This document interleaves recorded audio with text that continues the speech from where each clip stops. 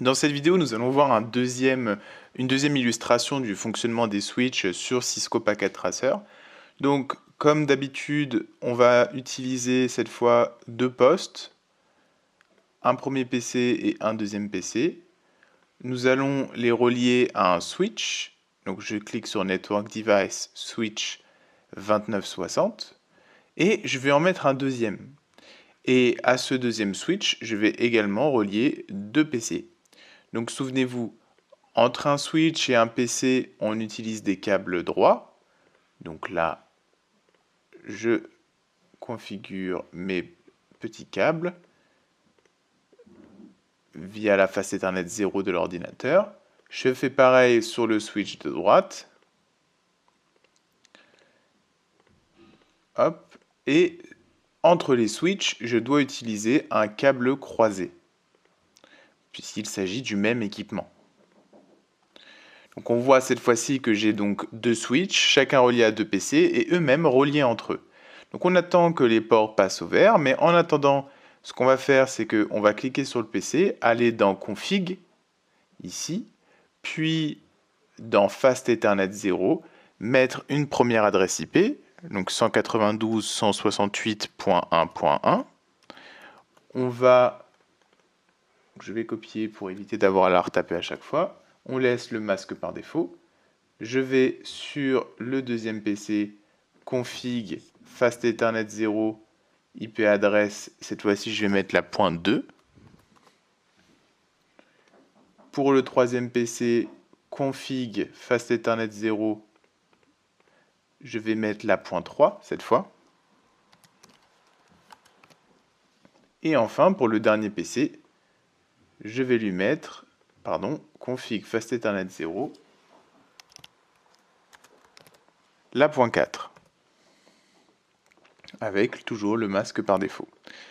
Donc ici dans cette situation, si je vais sur un de mes switches dans le CLI et que je tape les commandes enable puis show MAC address table, donc show MAC address table, je vois que les tables sont pour l'instant remplies via donc nos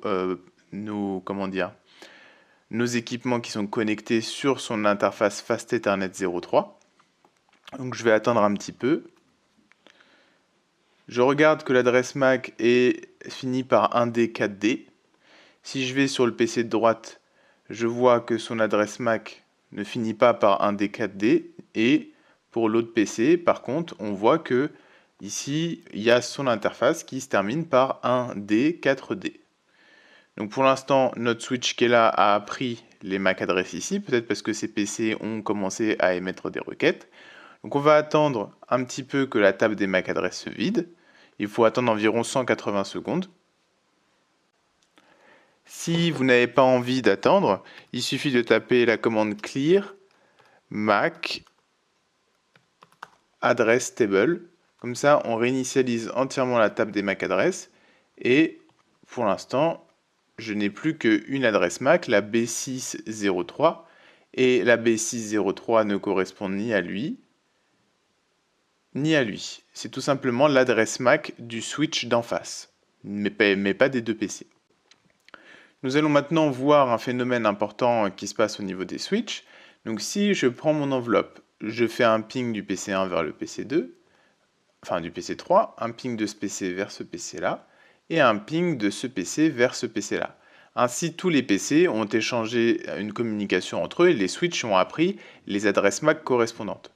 Si je vais sur mon switch ici et que je lui tape la commande show MAC address table, je vois qu'il connaît l'adresse MAC du PC1, donc ici qui termine par B65E. Donc on voit que c'est bien la bonne, B65E.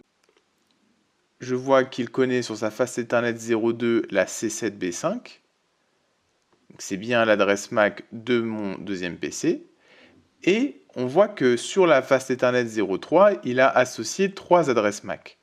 Alors pourquoi ? Parce que, en vérité, ici, on a bien le lien pour joindre et le switch et les deux PC. Donc, si je regarde par exemple la 1D4D, elle correspond à ce PC-là, la B603, elle correspond à ce PC-là, ou c'est l'inverse, et celle-ci fait référence à l'adresse MAC du switch. Donc lorsqu'un switch est interconnecté à un autre switch, il va associer à son port toutes les adresses MAC des PC auxquels est connecté le switch qui est situé de l'autre côté du câble. Et donc ça, c'est important à comprendre, et c'est notamment grâce au paquet que j'ai envoyé au préalable pour permettre au switch de lire toutes les MAC adresses que cet apprentissage a pu se faire.